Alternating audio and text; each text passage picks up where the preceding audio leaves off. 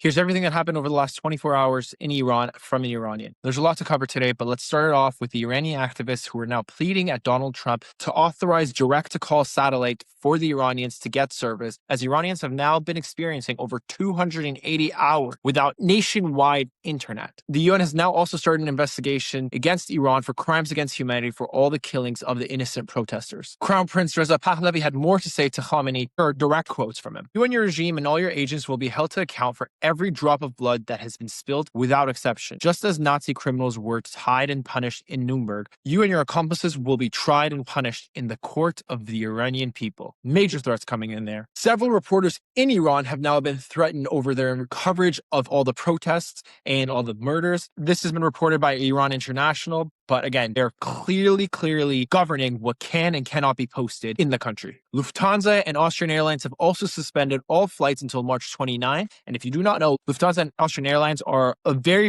direct connection from international travel to Tehran and back. This was interesting. The U.S. ambassador to Israel, Mike Huckabee, had a lot to say. Here's a direct quote from him. I think everyone in the region can't stand Iran, talking about the Iranian government, not the Iranian people. It's a threat to not just the U.S. and Israel. Iran is a threat to anyone who would like to see normalization and peace. Adding, they may not say it publicly because they don't want to become a target, but privately, every single Gulf state would love to see the Iranian people succeed in getting rid of this regime. Nobody's suggesting that the U.S. puts boots on the ground in Iran, he said. It's really a matter of whether we continue the encouragement of the people of Iran. And later he said that any strikes on Iran can be only a decision that the president of the United States can make, but it's not out of the question. The president also back saying that he still has to see what happens with Iran, and military strikes are not out of the question. We've seen many U.S. troops go into the region around Iran over the last few days, so if there is something, they will be prepared. And the IRGC is still cracking down on its people, as they detained 14 different people today who had Starlink satellites. That's all they needed to do, have Starlink satellites, and you have been detained. Ridiculous. They've also been reported to cut off over 40,000 Starlink terminals, and they are now questioning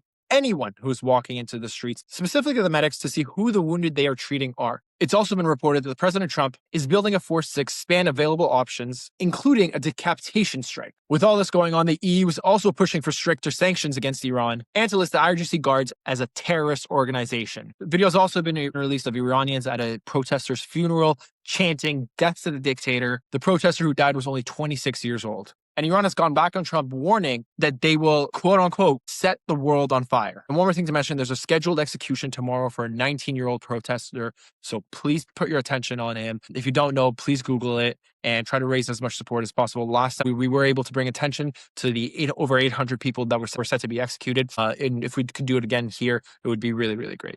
But for now,